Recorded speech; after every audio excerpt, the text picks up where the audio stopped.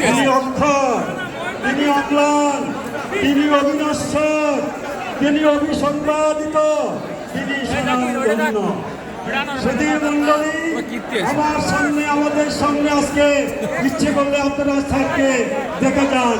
আপনারা স্যারের দোয়ানে তিনি হচ্ছেন আলী আকবর মজুমদার সাহেব।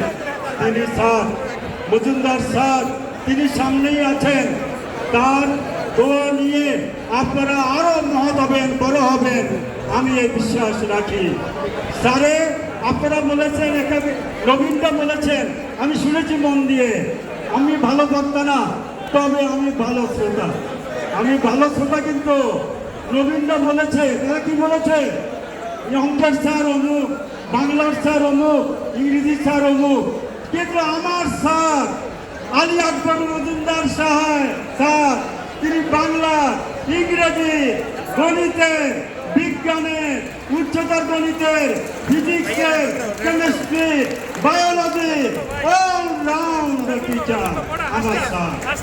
আমি স্যারকে আবারও আমার সালাম, অভিনন্দন জ্ঞাপন করছি এবং আমার অন্তঃস্থল থেকে স্যারের প্রতি আমার আল্লাহর কাছে দোয়া নিবেদন করছি, যাতে করে তিনি আরো বেশি সুস্থ সবল শরীর নিয়ে বেঁচে থাকেন।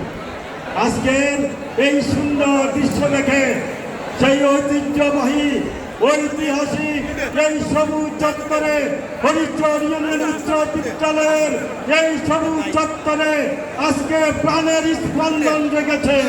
তাই বিশ্বকবির ভাষায় বলতে ইচ্ছে করে, হৃদয় আমার নাচরে আজকে, ময়ূরের মতো নাচরে, হৃদয় নাচরে। সত্যি আজকে হৃদয় নাচছে। রবীন্দ্র বলেছে তারা আগামী দিনে অনেক কিছু করবে, এটা আমি প্রত্যাশা করি, আশা করি, আমি আশাবাদী। রবীন্দ্রই পারবে, তরুণরাই পারবে হরিচর ইউনিয়ন উচ্চ বিদ্যালয়কে আরো বেশি সুন্দর, আরো বেশি উজ্জ্বল, আরো বেশি সমৃদ্ধ, আরো বেশি ইতিহাস ঐতিহ্যবাহী করার জন্য আমি তাদেরকে দোয়া করি, যারা আমাদের অনুযোগ বন্ধুরা আছে। সুধী মণ্ডলী, আজকে আমার আরেকটা কথা বলতে ইচ্ছে করে, সেই কবির ভাষায় বলতে ইচ্ছে করে।